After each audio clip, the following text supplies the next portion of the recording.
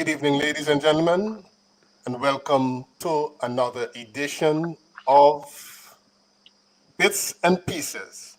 This is the Bits and Pieces Cricket Podcast, and we've got none other than Mr. Joseph Reds Perreira with us. He, along with John Aaron and I, we have a very entertaining afternoon for you. Stay tuned, and we'll be back shortly.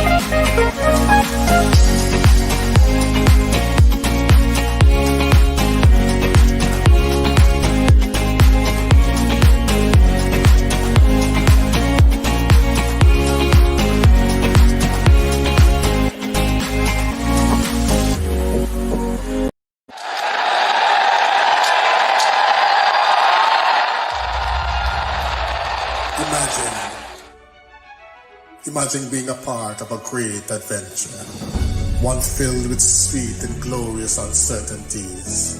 Imagine being a part of an adventure beloved by 2.5 billion and counting.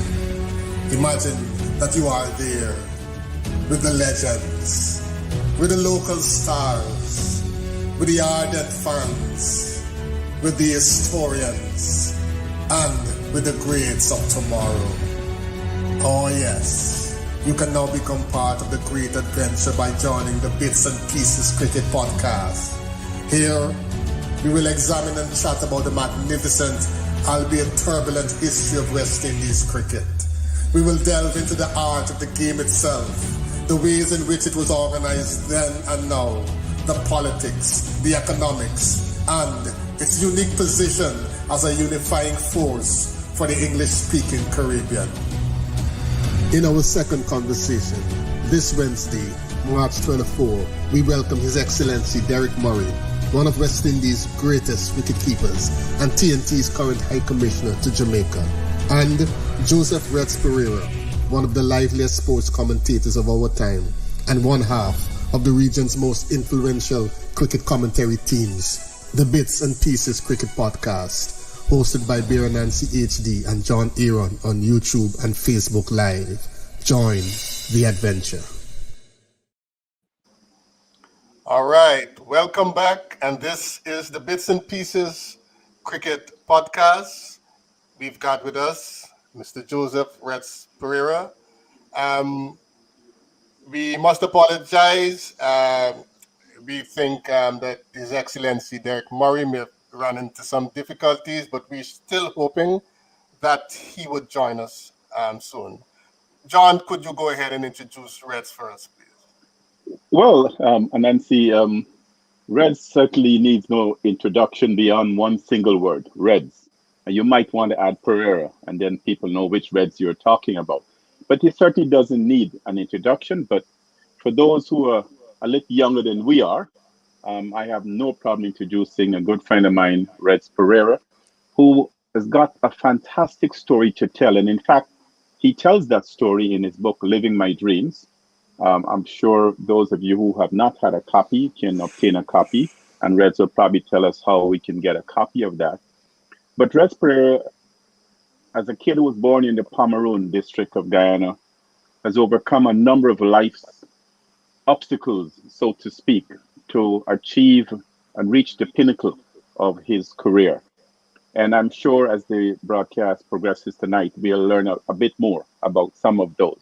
But in his book, Living My Dreams, in the 25 or more chapters, it's almost as you're sitting in a living room having a conversation with someone telling their life story. which dovetails rather uh, greatly into our premise on this show, which is cricket the adventure, living the adventure, remembering the dream that brought us to this point. And Red certainly is the epitome of that sort of embodiment of the sport through his personal story and his life story. So without that, I would have nothing else really to introduce, other than say, welcome, my friend Reds. We still hope Well, that my other friend, His Excellency Deryck Murray, will join us as the program is in progress. well, I hope he does because we've been good friends from, I would think, 1961 when he played his second first class match in Guyana. And it was British Guyana then against Trinidad and Tobago at Rose Hall. And we have stayed in touch with each other. I got to know his father and his mother, got to know his cousin Colin. And, even when he was at university, we stayed in touch. And, now he's made a contribution to West Indies cricket, and he's now making a contribution as the Jamaica High Commission in Kingston, Jamaica. Very Okay, good. great. You wanted to say something, John? No. Go ahead. Go ahead. Okay, all right. Rez, let's get right into the cricketing subject of the day, because I know you will be keeping on top of things. What do you think about West Indies' chances in the current Sri Lanka Test match? Well, if someone asks John or myself or Deryck Murray to write a short script about a test match, I think we would follow exactly what has happened over the last 4 days. Because tomorrow at 10 o'clock at the Sir Vivian Richards Stadium, the West Indies start on the last day to try to get 341 runs. It will take a lot of planning, a lot of good batting, and it's really a Hitchcock kind of thriller on the last day. West Indies don't want to lose more than 1 wicket in the first session. Sri Lanka will be trying to, in fact, do otherwise. And what's the score at lunch? What's the score at tea? And West Indies won a similar situation in Bangladesh, where it came down to the nitty-gritties, a real nail-biter. And the West Indies won just before the end. Are we going to see a repeat of this? Well, let's wait and let's see tomorrow. Well, what do you think of the chances, John? I think given this new crop of players, they seem to have gelled, and I'm sure Reds will agree with me. They seem to have gelled together as a team, and which is a good thing, which augurs well for West Indies cricket. And if they can come together as a team and bat cohesively, I think it's not insurmountable. We didn't help ourselves today. We dropped, I think, around 4 or 5 catches. And I think getting a wicket in the first over, to me, was a great stimulus. But then we went off the boil after that, and a lot of runs flowed. I didn't think we took advantage of the moment. But let's face facts. A young 22-year-old Sri Lankan made a debut 100, and he would not have been in if 2 of their batsmen had in fact come but couldn't make the tour for whatever reason, COVID or what. So, here's an opportunity taken with more than both hands. Brilliant young batsman, good technique, and, a life is funny. But keeping on that same thread, Reds, a lot has been said and written about the recent shifting of the captaincy of the West Indies Test team. Your views? Well, I was not in favor maybe of changing holder right now.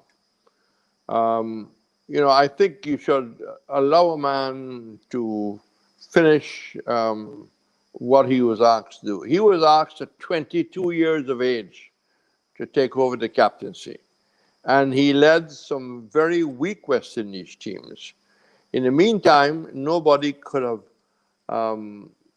doubt his ability as an all-rounder. He's right up there with the best in the world. And, we lost 2-1 to England in England. We lost 2-1 again to England in England, which wasn't a bad performance. I mean, we were 1-1 going into the third test. We beat England in the West Indies 2-1. But Brafitt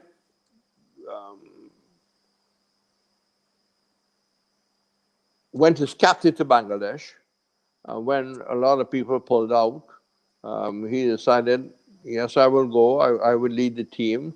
And he led the team successfully. And he had that in his corner. Plus, he had the support of the coach. He had the support of the top executives of the board. And I think all that maybe swayed in his direction. In the meantime, the 50 over was playing, and Barbados didn't play well. And Holder had a nightmare of a competition. When things go wrong, they go really They'll wrong. go wrong. Right? And, Absolutely. but, he seemed to have taken it in good strides. He hasn't sucked his teeth, he ain't chops, right? And he simply, a member of the team, picked up a fiver, or 5 for 45, if my memory serves right. Yes. And, seemed to be giving Brafitt every support. But I think it's just too early, to say that Brafitt is going to be a boy wonder captain. The last time he went to Bangladesh, he was captain. It was a stronger team he took. And he got beaten badly. He made 30 runs in 4 innings. So, this game called cricket is a funny old game. It's a great leveler. He will probably lead against Pakistan, and then he will lead against South Africa. And then people will really be able to judge. People are watching his field placing. That seemed to be more aggressive than Holder. I think Holder allowed things to happen. John Aaron will come to the wicket as a new batsman, take guard. And for the new batsman, you wouldn't see a third slip. A little bit of pressure by bringing a forward short leg or a silly point. No new batsman wants to get that kind of pressure soon he comes in. Holder was not into that. And I think that was one of the things which was often said. And I don't know if the people around him didn't communicate, look, Jason, you've got to be more attacking. When a wicket falls, you got to greet the new batsman with a third slip, with 2 gullies, a forward short leg. But that's our history. Brafitt is the captain. Keeping on the same note with regard to captaincy, Reds, from your years of experience as cricket, you've seen captains, Australia, West Indies, throughout the world. What, in your view, makes a good captain? What do you have to have? What are the characteristics of a good captain? Well, you have to have a quick mind. You have to have a quick mind. You really got to know the game well. You got to be able to work out batsmen, work out bowlers. And you got to know whether a person is a back foot player or a front foot player. Whether this bowler Statham is an outswinger, Truman is going to bowl a lot of bouncers. You have to be, and you have to help to, get that knowledge around. I mean, everybody got to be on the same page. You got to be a leader of men. You got to carry yourself well. You got to handle the press well, right? You got to communicate to the team well. So it's many, many bits and pieces that make a very good captain. I mean, Sobers was the greatest cricketer the world has ever seen, but he's not seen as one of the better West Indies captains. One of the reasons, of course, is that Sobers felt that if I could do it, everybody else could do it. Can do it. Or not to worry, I will do it. You know, whether he's opening the bowling or he's batting at number 5, in the case may be. You know,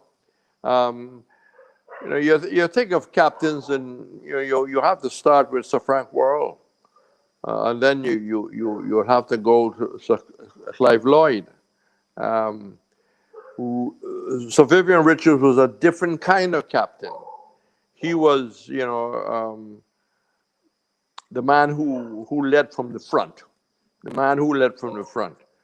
And one of the things they say about Jason Holder, that he was too soft on his players. Well, Sir Vivian was not soft on his players. If you played badly, where a Warr or a Lloyd will communicate that in different language, Richard will let you know you have let the side down, right? In no uncertain terms. Yeah, so a lot of skills. But Reds, I would agree that there's so many facets to captaincy and being a good captain. Whether you're a good captain in terms of your relationship with the players, you're a good captain in terms of a tactician, you're a good captain in terms of analyzing the opposition. All of those things rolled in to make you a very good captain. But fast forward to today's area where we have had the technology that has made inroads into the sport, where now the teams of the world, international teams, can sit and study video after video of batsmen and bowlers and analyze them. The Frank Worrells didn't have that. The Clive Lloyds didn't have that. The Gary Sobers didn't have those technologies at their disposal. But yet still, they made good captains. They were winning captains. Look at Clive Lloyd, one of the winningest captains in the West Indies, in the history of West Indies cricket. He didn't have that technology at his disposal. Would it have made them a better captain? Of course.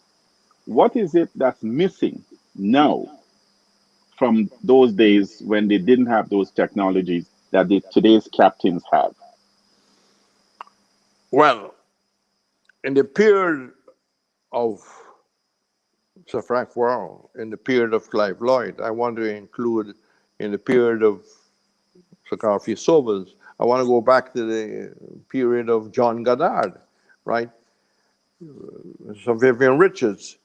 You had outstanding players to lead. You know, the captain is as good as his team. You know, I mean, Goddard had the 3 W's. He had Ray and Stallmeyer. He had Ramin and Valentine. You know, the perfect mix. Sobers had himself, but he had Hunt. He had one weakness, maybe not an opening partner for Conrad Hunt. But then there was Kanai. There was Seymour Nurse. There was Basil Butcher. There was Joe Solomon.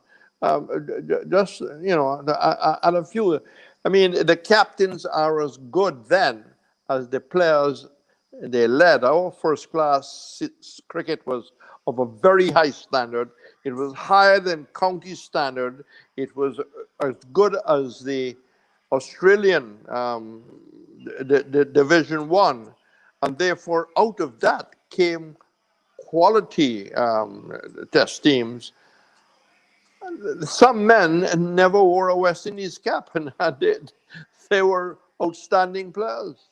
Yeah. But the technology now, in those days, a team will arrive in the West Indies, and every 200-300 people will go to the nets, whether it's Bridgetown or it's Port of Spain or Georgetown or Sabina or Antigua,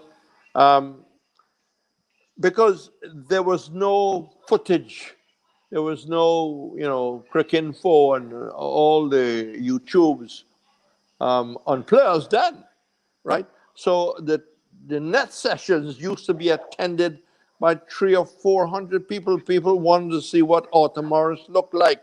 I got to go see Neil Harvey. Now, when the West Indies, arrived in England in the 1950s, a few people knew about the W's in Lancashire League and things like that, but there was no footage available. So a lot of people would go to the West Indies nets, and that has been the pattern. But then you start getting television, making a major impact in the 80s. And that followed the many bits and pieces of players bowling or players batting, as the case may be, which is used now, I suppose, by coaches and by players themselves. But I want to make the point. The players of yesteryear was of a better quality Higher quality. than the players now. And I don't want to call names and make comparisons. No, don't call No, no, it. no. But No, do no. tell us, do qualify quality when you speak of quality. What in particular are you referencing? Well, people who can come out of Shell Shield, right, and make the transition into Test cricket, right, without, we have a lot of players who can make runs at the 4-day level in the Caribbean, but to step up when you run into an Australia or you run into Anderson of England. But in those days, we had players who could make that transition very, very easily. Khalid Sharan debuted 100 against New Zealand. Lawrence Rule debuted with a double century and a 100. And 100. I could tell you stories where the players were ready. And of course, when we went to England, we went with talent. England didn't develop our players. I think the finishing touches did help by playing in the counties. And there's only two players who didn't play in the counties, which was Geoffrey Dujon and Gus Logie. Everybody else played county cricket. And of course, would have played in the leagues, which led them to more experience and green surfaces and being able to adapt to different conditions. Okay, we want to go back a little, Reds, to you how you got started, how your love for cricket bloomed and grew. All right, so we'll be back in 1 minute, and we'll hear a little bit more about Reds' own story.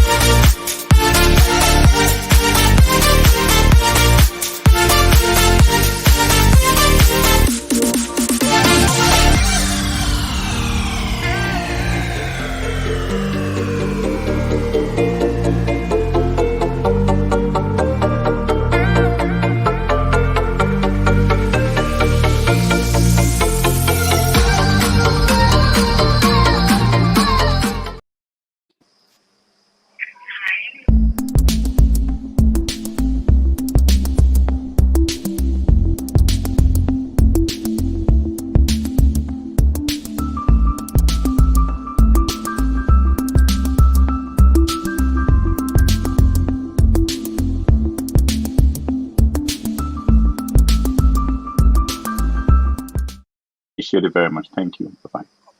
Okay, we're back, and we're with the great Joseph Reds Perreira. Reds, I read somewhere that when you were younger, you had a slight speech impediment. You did stammer. What was that like, and how did you get out of that? Well, I wish it was slight, but it wasn't. It was a major stamp. I mean, now, funny enough, I was not an introvert. I was very extrovert, typical redhead boy, um, running around the place in the Pomeroon, came to Georgetown to go to school. Um, but I struggled. I struggled in school very badly.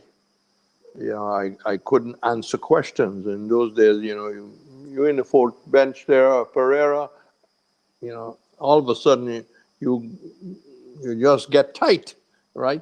And you can't express yourself. Socially, you struggle. Um, you're chatting with the guys, and you can't make the contribution. And if you make the contribution, you're going to take so long to say what you got to say. You go to a party. I wasn't a bad dancer because I learned to dance in the Pomeroon. We danced to mandolin and guitar music, and everybody could dance with their cousins and their neighbors and things like that. And I was a pretty good dancer, if I can say so myself. And to ask a girl to dance, I mean, John will have no trouble saying, "May I?" You bow, and and the girl said that I was, I will get to half of a man, you know, if I do in fact manage to ask the girl to dance, and I want to dance again, what do I say in between the next record the DJ gonna play? So sometimes it was one dance, thank you very much, you bow, you take the girl back to her seat, and that was my struggle. That was my struggle. I mean, it was awful, and there was no help in those days. One of the things a Creole method that they say would help stammerers. You Planting know, there's water. a there's a mortar. Well, you put the plant in. You're making fufu. You got to take the thing that is ponging, the mortar stick that is ponging the fufu, stick it in water, pong it, stick it in water. Well, if you drank that water, they said that water will help to cure your stammering. Well, I must drink 100 gallons, and that did that didn't work. But I kept within the constraints of my stammering. I kept following the game. In 1950-51, I got my father shortwave radio, sat in the back of a chair. Not where I'm sitting now. I'm talking about the back of a chair close to the radio. I don't want to wake up the whole family because I was the cricket buff. And I listened to Radio Australia in 1950-51 and shortwave radio. You know? And at the age of 16, I couldn't handle school anymore. And I got a job at the British Guiana Credit Corporation. And I was, you know, I was the all-rounder of the thing. I would get checks signed so that loans could be handed out. I would take transport to the deeds registry. I would look after the posting, make sure that things go very quickly out. Registered mail, as the case may be.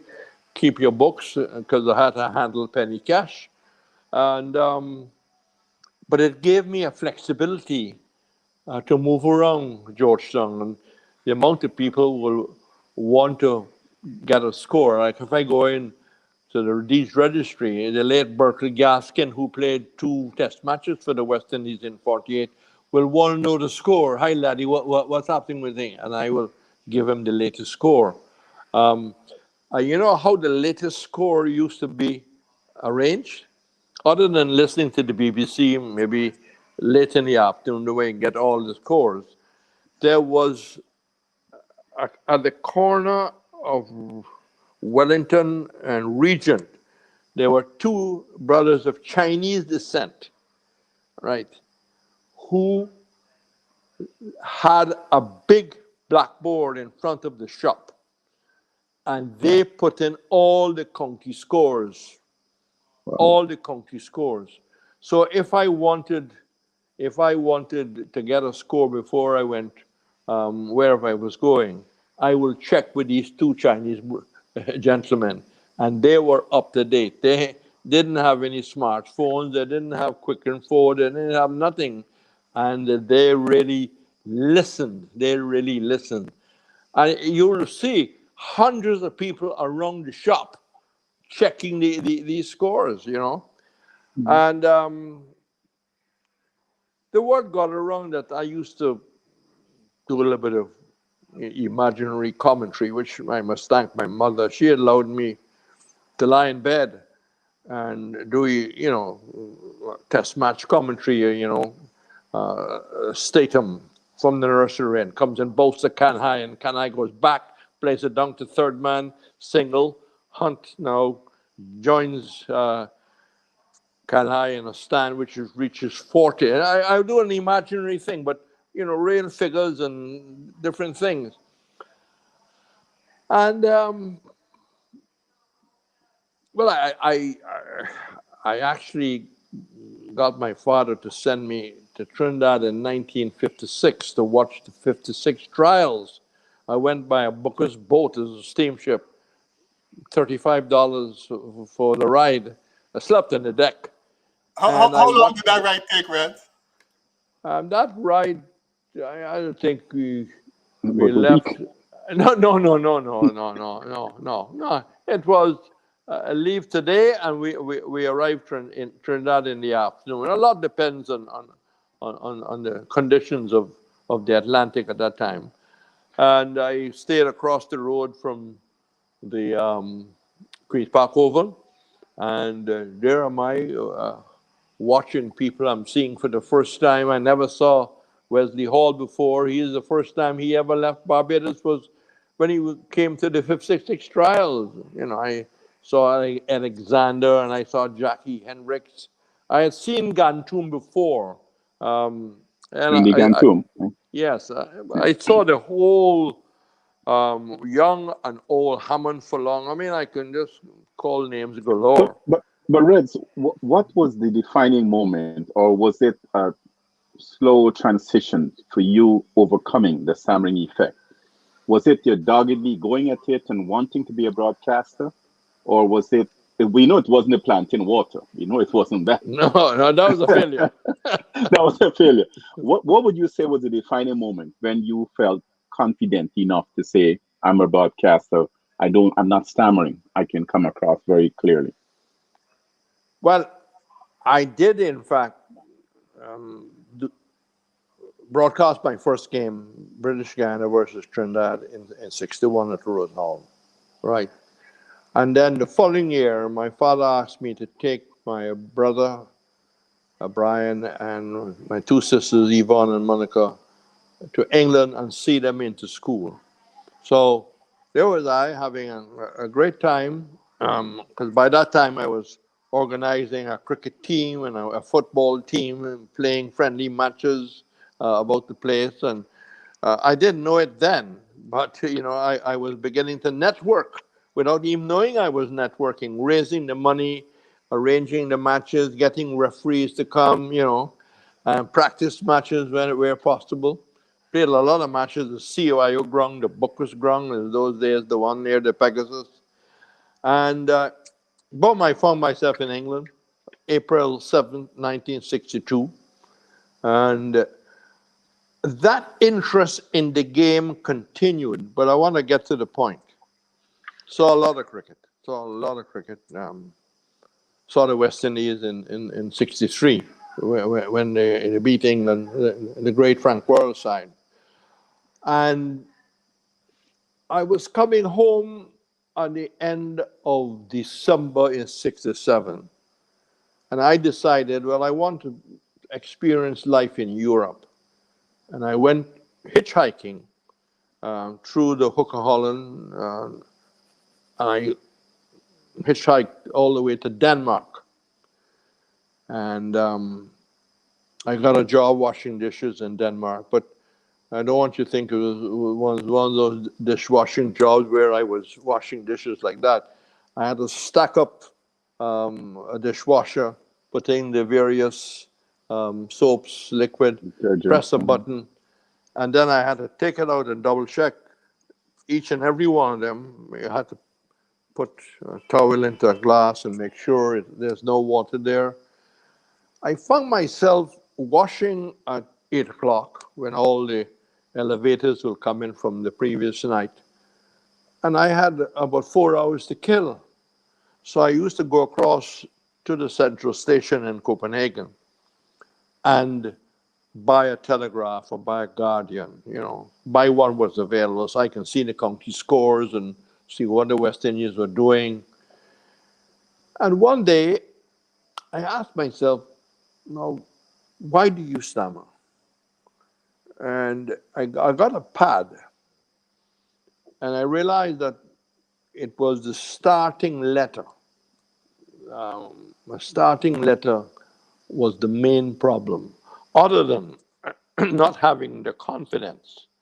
So I could not say Rodriguez. I could not say Richardson. I could not say Sri Lanka. I could not say Sugar Boy, and on. I can give you an example. And I wrote all those things down, and I rehearsed them. And as I rehearsed Rodriguez, Shillingford, Sri Lanka, Ramadan, things with R's and S's mainly, Shirley, I try to store the confidence that I said it. So when I went back to Guyana on the 12th of December, 1967, I got I wouldn't say a job, I got a small contract to do sport for the Government Information Service once a week. So I got a tape recorder, I will do the interviews, and I will get the script typed up by a secretary there, and I will do the links. And I did that. It was heading towards where I believe I wanted to go. I had this dream back to the book, Living My Dreams. And by the way, anybody who wants to get a copy, go to Amazon. It's a good read, even if I say so myself. It's an honest read. And then the very building, the Government Information Service building, when they opened a radio station in 1968 called the Guyana Broadcasting Service under Hugh Chumley, I was asked to become a member of the sports department. And I was still maybe not completely cured. I would make errors. But in those days, you didn't have a very sympathetic crowd to people with handicaps. So I used to take my knocks. But I took them well. But one thing, they couldn't fault me. I did my homework. Right? So my material was always fresh, always good.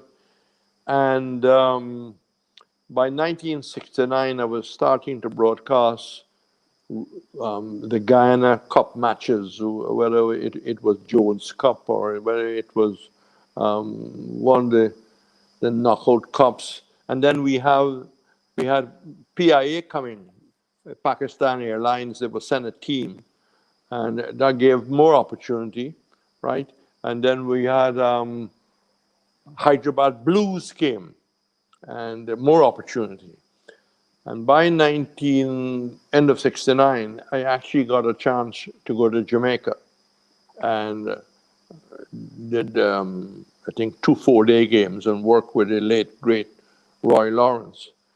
In 1970, I got a greater opportunity to travel, but you have to make sacrifices. GBS would not have been able to provide me accommodation money and everything. So I networked again, and like in Trinidad, I stayed with the late Wilbert Holder, who was an outstanding broadcaster and actor, and acted a lot in the late Deryck Walker plays. In Barbados, I would stay with a lawyer who had liked cricket.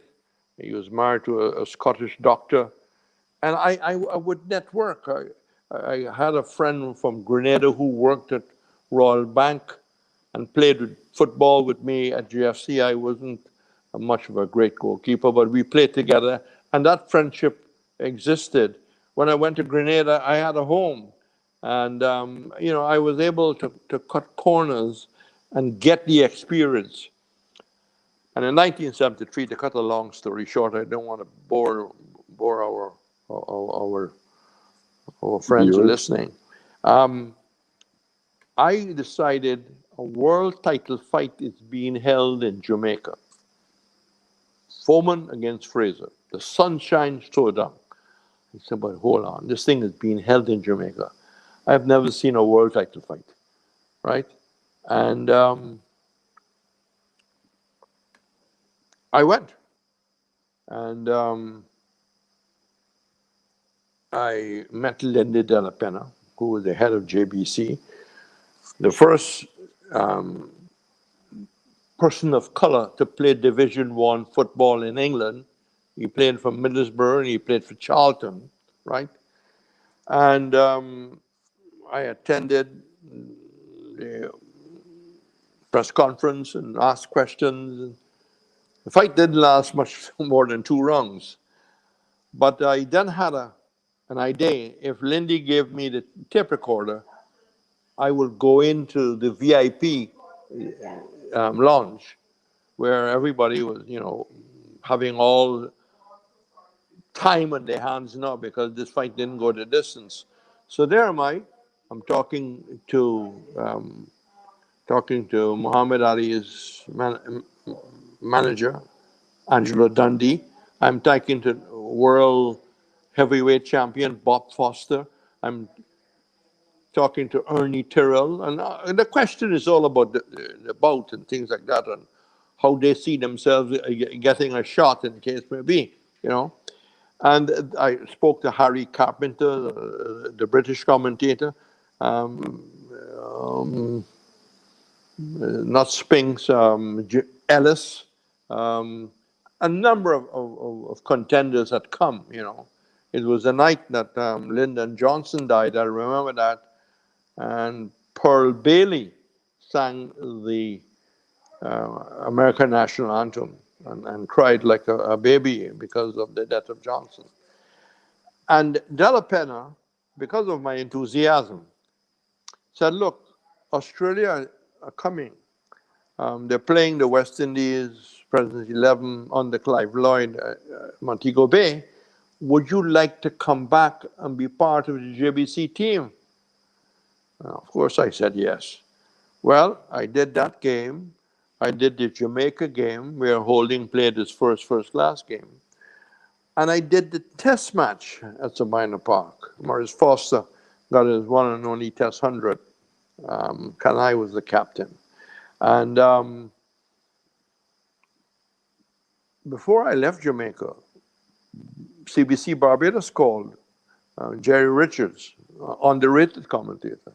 And Jerry said, hi, Reds, we've been listening to you. Would you like to come and join our team in Barbados? And of course, I said yes. So I went there, and I joined Tony Kosher, who I'd worked with on my first test match in 71. 71, I did India, West Indies.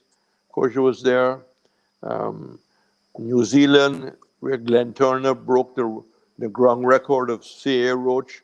Roach had 208, and Glenn Turner broke that record. And I did 73. Then I did the game in Guyana. And that is how I really was able to break through. In 75, I got selected to go to the World Cup along with Tony Kozia. I repeated that in Nine. 79. But I did World Series cricket in 1978, the second Kerry Packer. And then when the peace came, Tony Cosin moved to television, and I got the job as the ball-by-ball person for the Caribbean Broadcasting Union, who I owe a great deal, right? Because nobody does anything by themselves. It is CBU, all the station managers, all the sponsors, all the people who encouraged me. And when the peace came after the court matter, I was able to go back to Australia in 79 when Clive Lloyd led the West Indies to the first ever series victory in Australia. And that basically was Okay, very, very interesting. Very interesting.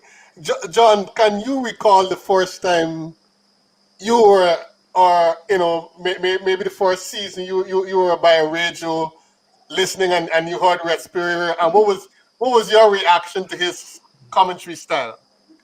Oh, and that's a good segue into the question I was going to ask Reds, because a lot of us associate Reds with cricket commentary, broadcasting, and writing. But as he alluded to a little while ago about the boxing match in Jamaica, the World Championship match in Jamaica, Reds has also been known for soccer. And I happened to be there at GCC when Guyana played Suriname. Reds, you would recall. But leading up to that, Reds' promotion of that match, Guyana was obviously the underdog in the, it might have been a CONCACAF qualifying match, Reds, you remember? yes, Guyana it playing was. It Suriname at was. GCC. Yeah, 2 And nil. leading up to that, Reds had promoted this chant on the radio. A very simple chant: Guyana, Guyana, Guyana, Guyana, Guyana, Guyana. And to be immersed in, might only been 10,000 people, but it seemed to me like 100,000 people at GCC yelling and chanting this. I think that was the 12th man for the Guyana team that took them over Suriname. Eventually, we got beaten by Suriname in Suriname, or I might say robbed by Suriname in Suriname. But, but Reds, you recall that, and for me, that is one of the living moments of this quintessential Caribbean broadcaster, Reds Perreira. How he was able to motivate people off the field to support a team. Well, I was asked to carry out that campaign, and I had to come up with a message which had a little bit of passion in it, and the turnout was in fact great. The turnout was in fact great. Guyana should have scored 4 goals, which would have ensured that Suriname could not have maybe win the return game. But back to my first job at GBS, and in fact back to my early life. I lived at the corner of Russell and House Street when I came from the Pomeroon. And across the road, there was a man who played Armed Forces radio every Friday night from Madison Square Garden. Don Dumfrey and R.D.I. Della. I One, remember one those second, 2 guys. 1 second, Reds, if I may cut in. Some people are not too familiar with Georgetown things. So when you say, Russell and House Street, you got to name the ward, what section of Well, Georgetown. Russell House Street in Charlestown, in South Georgetown, right? But this fella played Armed Forces Radio, so I could stay in my father's house and hear the commentary, These are at the time where professional boxing was of a very high standard, is the period of Sugar Ray Robinson, etc., Jake LaMotta, etc. And his son turned out to be Lennox Beckles, who at one time was rated 4 in the world.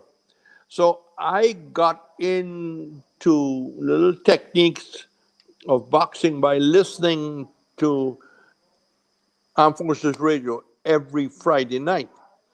And myself and Alan Mann, the late Alan Mann, his brother was Rocky Mann, who played cricket for BGCC, late Rocky, as a fast bowler. We did all the national championships. We did the GDF national championships. We did all the intermediate national championships. I went to Trinidad for the Blackmore, Claude Noel battles. And it all lends in to working at GBS. They didn't have no specialist cricket person. You had to be an all-rounder. So I picked up on basketball. I played a little bit. I watched a little bit. We did motor racing a great deal. So I was well-rounded. And of course, I followed what you can follow. You had to rely on your national newspapers. You had to listen to the BBC. And in those days, the BBC was like 3 or 4 times a day. All the latest scores, all the latest breaking news and what was happening. And I omit to tell you that when I was in England, I did a world title fight with an Antiguan and fighting an Australian called Rocky Mattioli.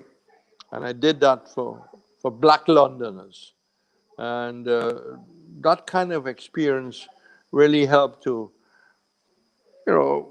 produce a kind of a well-rounded person, Right. And basically, that is how I managed to make the transition into ball by getting over the stammering. Okay, great. Let's now.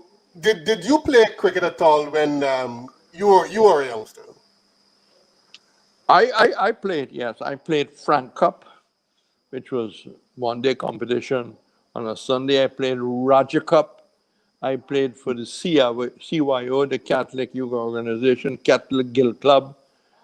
And I wasn't going to ever play for Guyana. But the BGCC, I used to go and see their Case Cup matches. And I volunteered to be 12th man permanently. And I used to be given the responsibility of fielding at forward short leg, which is a frightening place to field. I mean, you could lose your life there. Without the helmet. Without a helmet. They had no helmets in those days. But I was really keen as mustard, right? And I played cricket in England. I was part of the Bookers team. I was sports convener for the West Indies Student Center. I played for the West Indies Student Center team. So I had play days. I played football for the GFC. I played hockey for the GFC as a goalkeeper, right? I played basketball for the Panthers. I had played volleyball for Jofa, which is a club run by the John Finance company.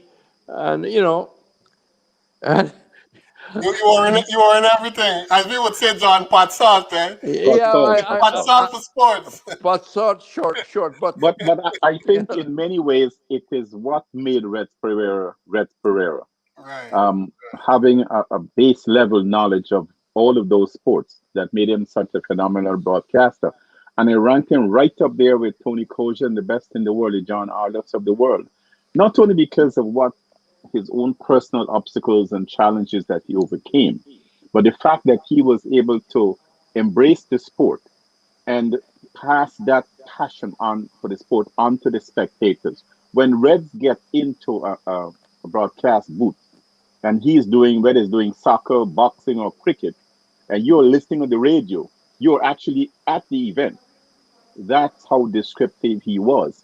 And still is to some extent these days when he does a broadcast here and there. But phenomenal person, as you would know, and many of the viewers would know, Red Perreira. And like Red said, Nancy, his book is on Amazon. It's less than $20 on Amazon. Might be far cheaper than that. And it's a good read. And like I said at the top of this show, reading Red's book, Living My Dreams, is almost as if you're sitting in the living room and having a conversation with an uncle. And I'm not being disparaging to Red's age-wise, but an elder who can tell you how he lived his life, how he lived his dream. I want to read for, at the risk of embarrassing Reds here, I want to read a quote, a review of the book from um, a guy named Edwin Carrington. He was the former Secretary General of the Caribbean Community Secretariat. And this is what he says, and I quote: I thank and salute Joseph Reds Perreira, a man who lived for the thing he loved, sport, an icon of the Caribbean sport development, a most critical area of human and social development in our region.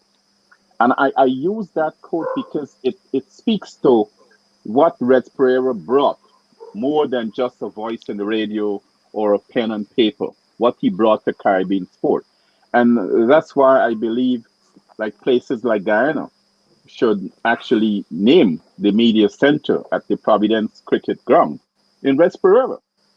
Name it Joseph Reds Pereira Media Center, right? We got all the Caribbean, we honor all these people through the Caribbean, players, broadcasters, and so on.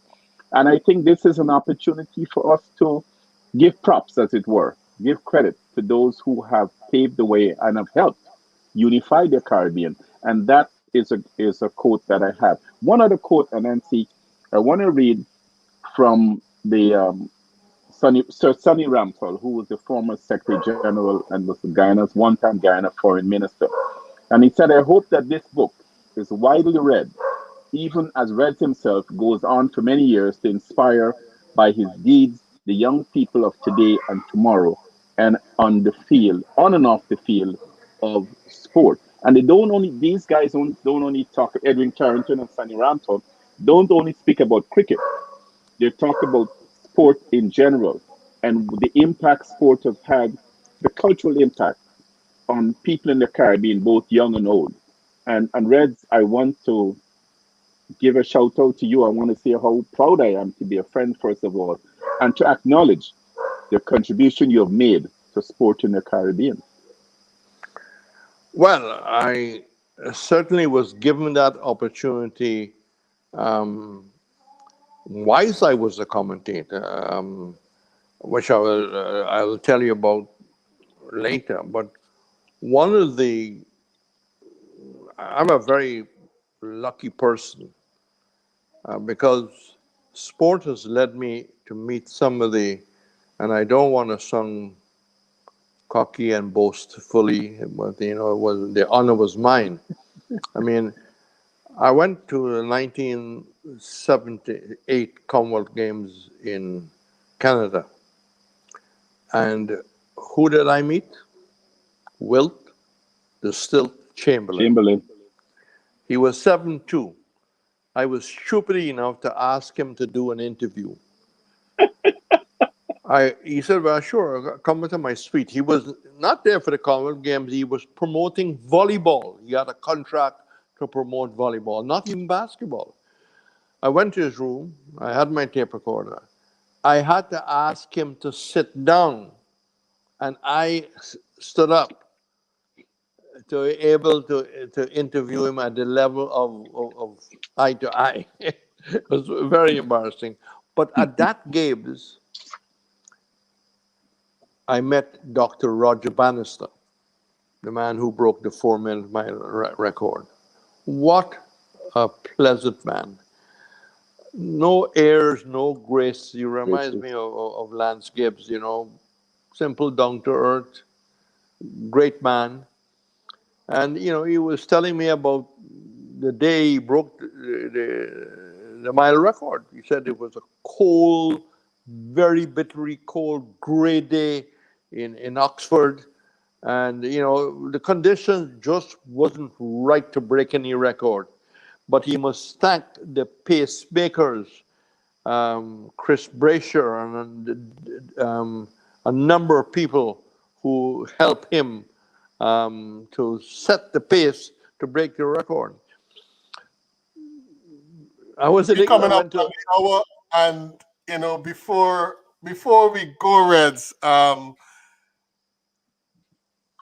cricket, right? I just wanted to get back onto cricket before we have to go. When you look back, can you think of a moment, a test match, a one-day game, but a moment in cricket that lives with you, whether because of the drama, because of a particular result. But when you look back at your years in the commentary box and looking at these different West Indies tests and all that, what moment lives with you to this day? Well, you asked a very difficult question. And certainly in the 1975 World Cup final, the West Indies beat Australia. And that was a moment in my life. And on the day of the game, just before John Arlott says, and after Trevor Bailey, you'll have Reds Perreira, my entire life flashed through my mind from my young days in the Pomeroon, in a matter of seconds, to my stammering days, and now I'm here. And, I virtually say to myself, Joseph, you aren't going to mess up today. Bailey finished his comments, and Max Walker was about to move in. And I simply said, and Walker, West Indies with Kanai and Sobers now trying to repair the damage of the loss of Fredericks, Kalisharan, and Greenwich.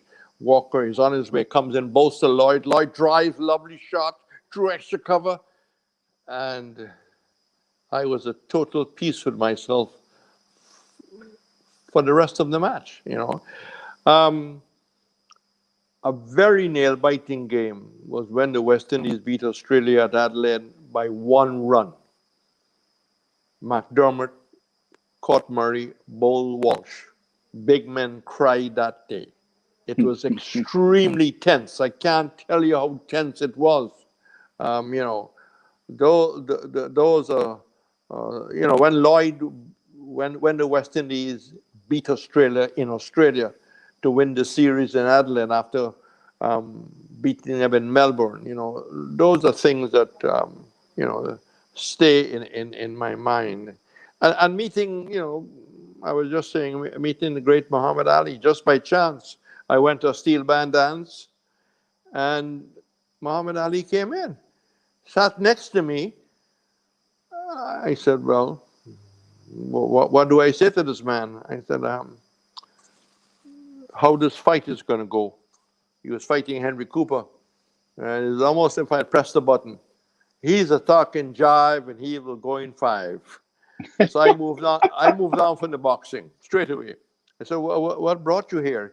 He said, well, my trainers in the gym are telling me about this set of drums that can make music. It was Dixieland steel band from Trinidad. Curtis Spear was the leader. And he came, listened to the music. I think he drank a soft drink. They spent a half an hour, and himself and his entourage, all left. But it's really been a total dream, and I count myself eventually lucky. By the way, I have one, maybe over John. I saw his father play for Maltinos in Case Cup cricket. I don't think John ever saw his father play. Did you, John? No, I was too young. Oh, Right. Yeah. So he can ask me, what was my dad like? Well, he was a stroke player, but he was a nervous starter. Stroke Like player. son. What But can I say? Did you Like take son. anything from him, John? Are you a novice starter Yes, too? I am a nervous starter. But just let me say, John has spoken about my achievements. I'm a very humble person. I didn't do it by myself. Many people gave me opportunities. Station managers gave me opportunities. People provided opportunities, Caribbean Broadcasting. But to me, what was to me more important is my 12 years at the Organization of Eastern Caribbean States sports desk that I started in 1984. That to me was better than what I achieved as a cricket commentator, because I had no budget. I had a job, I had a desk, I was paid. I had to raise the funds from the private sector. And it wasn't cricket. I didn't duplicate what the West Indies were doing, although I had Jackie Hendricks and Michael Finley and Andy Roberts and Colin Croft doing clinics. My thing was track and field, basketball, boxing, table tennis, volleyball, you name it. And I had to coordinate between the British Virgin Islands and Grenada. I was sketching Liat like a bus, right? Because to get things done, you cannot, and in those days, there was no smartphones, no internet, no YouTube, no nothing, right? No messenger, no WhatsApp. I had to go to make sure that things were in place, help to negotiate the hotel rates and things like that. And those 12 years, and again, I have to thank the prime ministers then who met and gave me the job, simply because I think the word got around that I was always interested in the smaller islands. And I remember seeing Viv Richards and Jim Allen at Rose Hall batting well together, and the way I maybe described their innings in a very passionate way, that people felt I was balanced and I was interested in the smaller islands. And you know, that to me was maybe the highest point of my life, my 12 years at the OECS Sports Desk. So, Okay. I was Can you recall your first meeting with the late great Tony Koja? It was not a great meeting because I was reluctantly made coach to the Guyana football team because my club was doing extremely well. And I coached the under-23 team. And in those days, the British Army was very strong. And we beat the British Army in a number of matches. So the success of my club performance and the under-23, I got enough public support, press support, to be made national coach to go to Barbados at 65. But, you know, they tied my hands. I was appointed coach, but I didn't have a paddle in a boat. I couldn't select the starting 11. I couldn't pick the squad to go to Barbados. I would have picked a younger squad because Kenton and Oval was twice the size, well, much bigger than the GFC. So the angles were much bigger in between the defenders.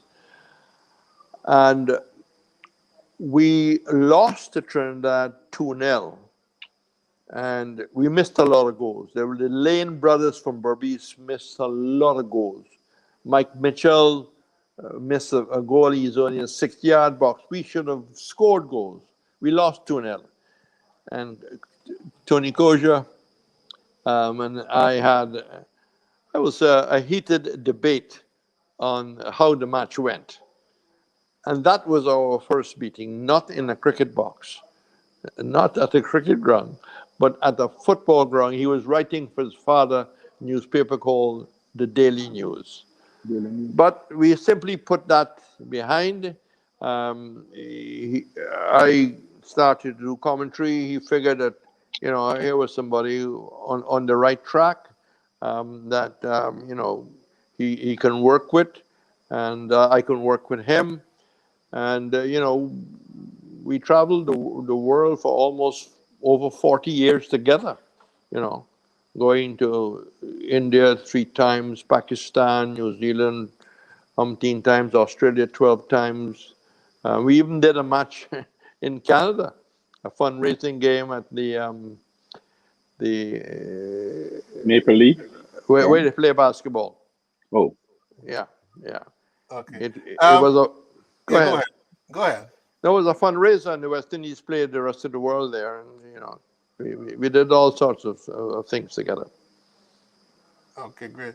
John, do you want to ask Reds a closing question before I ask him mine? I think Reds have certainly given us a lot to reminisce about, those viewers and those who've joined the podcast, would relive. Reds took us down memory lane and even aroused some memories that I had already thought I might have forgotten. But Reds from humble beginnings, and I think he is being very humble in his demeanor now. But Reds has also made a contribution in terms of raising funds for sports in St. Lucia, where he now resides. And he's very low key about it, but that just speaks to who the person is. But Reds, I want to ask you a question more outside of the realm of sports. What do you think, other than, of course, your kids and your daughter and stuff, who I believe just finished up school a couple of years now, college that is. What do you consider to be your greatest achievement outside the realm of sports?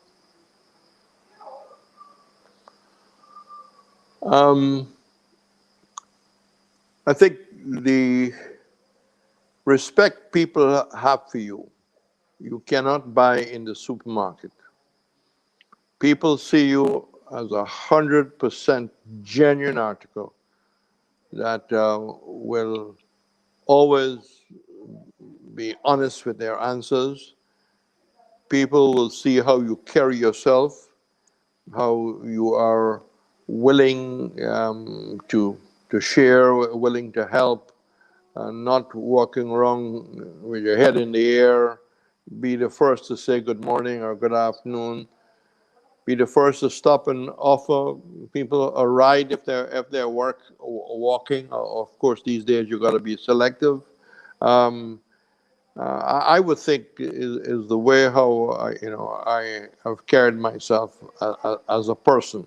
Um, you have a few enemies in life. There's nothing you can No do doubt. about that. But I would think that, and this is a feeling not only in St. Lucia, throughout the Caribbean. I once was asked by Jack Warner. We were doing a coaching course for OECS coaches that get them up to the FIFA badge. And he said, what legacy are you going to leave? And I thought about this question, probably had a little bit of a curveball in it. And I simply said, I would leave a legacy where if I walk the streets of the Caribbean, nobody will point their fingers in my face. Nobody will point to say, not credible, dishonest, let people down, didn't do his work, right? Had no respect for people, lived up in a bourgeois world, didn't understand the grassroots. I come from the grassroots, so I understood the grassroots. By growing up in South Georgetown, I was just a street away from Old Boys Town. So I had a very good upbringing. And, I think that to me there's no point achieving whatever you say I've achieved, and nobody thinks much of you as a person, That is the most important. The people that John referred to have got scholarships for boys to go to England, as the case may be. I've got scholarships for people that go to do physical education in Jamaica. But, I enjoy the fact that they went, I am not keen on scoring brownie points by saying, I helped this, I helped that. I'm quietly, there's a young man who's bowling left arm spin for the Windwards. Got him a scholarship to England. And when he came back, I said, look, I think you need to further your education.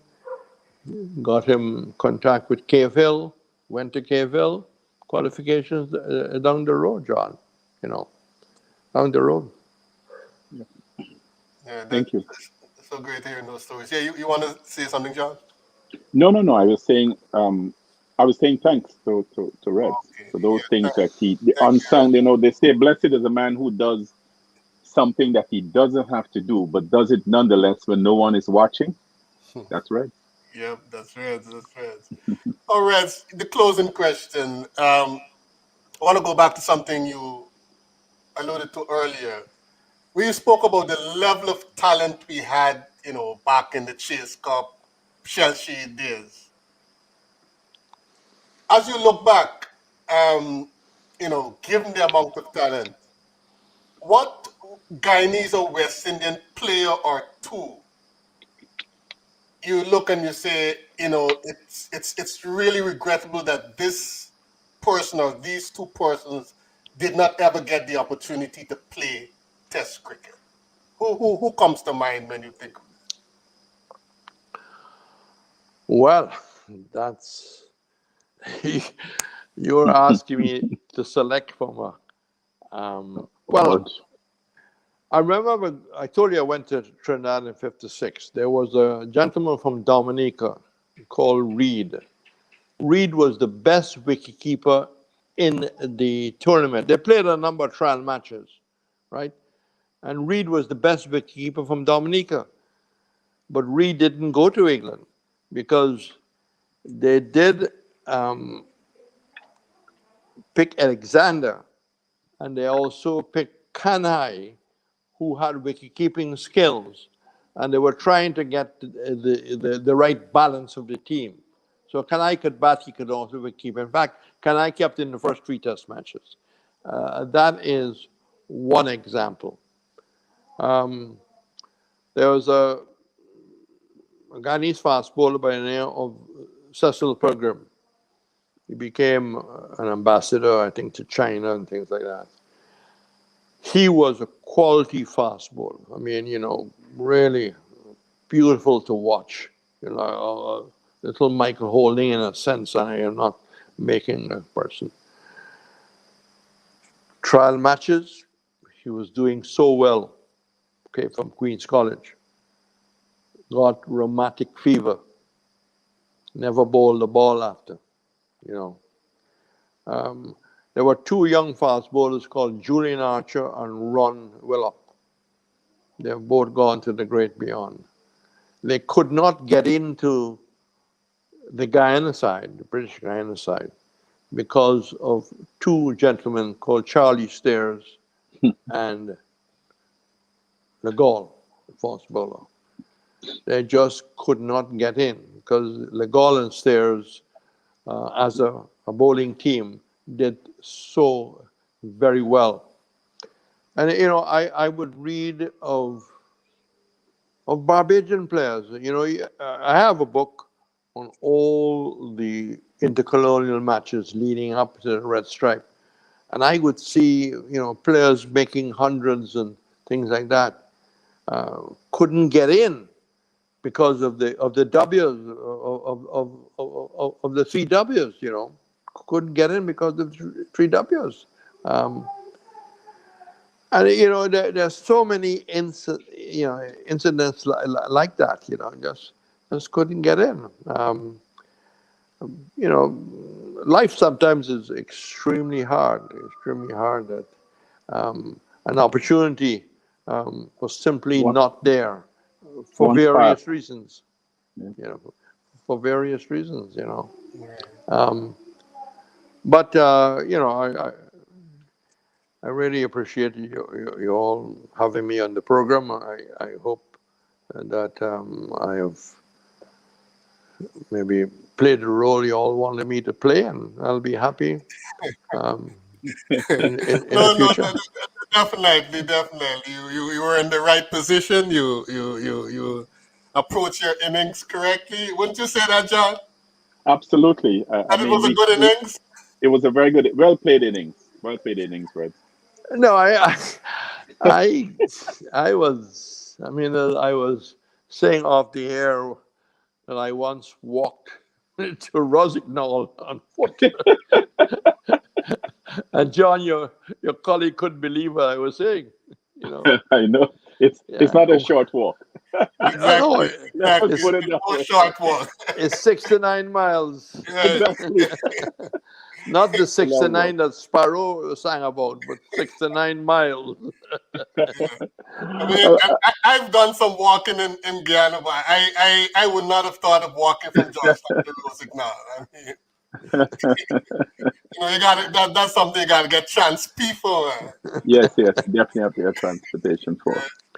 But Anyhow, Reds, we were glad that someone like you were blessed, and that you did take the opportunities that you got, and we got to hear your voice, cause I grew up, just listening to cricket and listening on the radio to cricket, and your voice, was the things that went together, right? Any closing remarks, John? And then we'll close. No, except we can't Reds into telling him that he'll be on for an hour, and I think we've gone well over the hour, and we haven't missed a moment No, because it was so entertaining. And Reds, I mean, even though we missed having Deryck Murray, His Excellency Deryck Murray, I'm sure he was having some trouble coming from Jamaica. Maybe they have some Wi-Fi issues down there. I don't know, but we'll find out. And maybe, and Nancy, we can have Deryck Murray on at another date. yeah, But Reds, I would be remiss if I didn't say that people should get this book, Living My Dreams. I mean, I have my autograph copy, as does Anansi. He has an autograph copy too. And we got his book long before you were booked onto this show.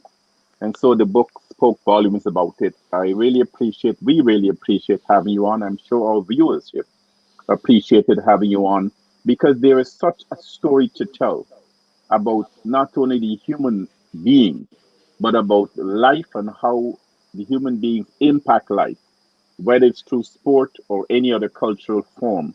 And certainly you have managed to capture, and then see, wouldn't you agree? Managed to definitely, capture all of that definitely, embodied the quintessential Caribbean man. definitely. well, I think basically I simply want to say that young woman, young man, that, you can make it. You can see the pathway to at it. And maybe sometimes you have to work double hard to play catch up. That is basically whatever I might have. Everybody don't have to contribution I know are alive to me, because better training, getting better, fighting Terrence Alley in Guyana and things like that, is very important, very important. Have a gun. Exactly. Yes, definitely. As we say, guns, but put your hands in gloves. There is no contact. Qualifiers in football is a style, and special arrangement had to be made in Santo Domingo, and Guyana is going to play Trinidad in the qualifier. They are both playing in Santo Domingo. Crowds are allowed, and difficult time. No Antigua to watch what is done. Last day of a test match, John. Right. We'll be looking. Thank you, Reds, and do join us, not next, following Wednesday, where we'll be back again for Bits and Pieces, the cricket podcast. I wasn't reading them when they were coming up. For example,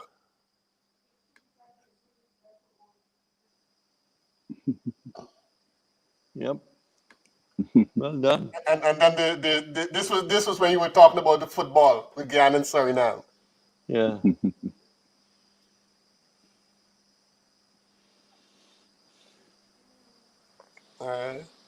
So, think- maybe sometime in the future we'll certainly have you on again, if you would grace us again with your presence. But it has been a really, really informative and interesting evening. Thank you so much, Reds.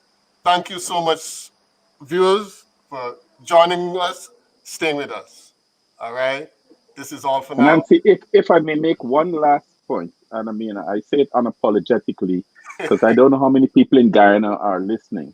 Mhm. But about 3 years ago, myself and two good friends of mine, Ralph Tamesh and Chuck Mohan, actually petitioned to have the media broadcast room at the Guyana Stadium named after Reds Perreira. I hope that the current, whoever it may be, the Minister of Sport or whatever, would see it fit to do that honor and to honor this man. Certainly, John, certainly. I He always deserves. say, let the stands be named after the players first Not the before any. stands. This is the media room, Yes, I know, but I'm the media saying center. let let the ends be named after Crofts and Gibbs.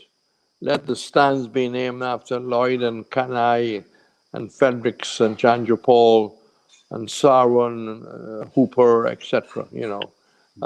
They are the people that made Guyana great and made the West Indies great. But if they ever want to do that, as you're suggesting, what is up to them? But no one does anything to have their name put on a I commentary know you box. don't, but you have to give Jack his jacket, as we say in Guyana. All right. Thank you so much again. And this is all for now. And don't.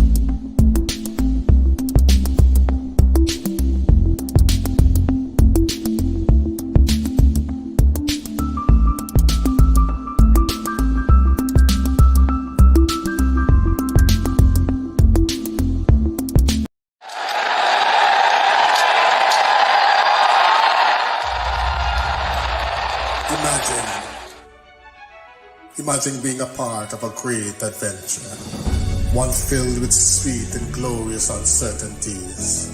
Imagine being a part of an adventure beloved by 2.5 billion and counting. Imagine that you are there with the legends, with the local stars, with the ardent fans, with the historians, and with the greats of tomorrow. Oh yes. You can now become part of the great adventure by joining the Bits and Pieces Cricket Podcast.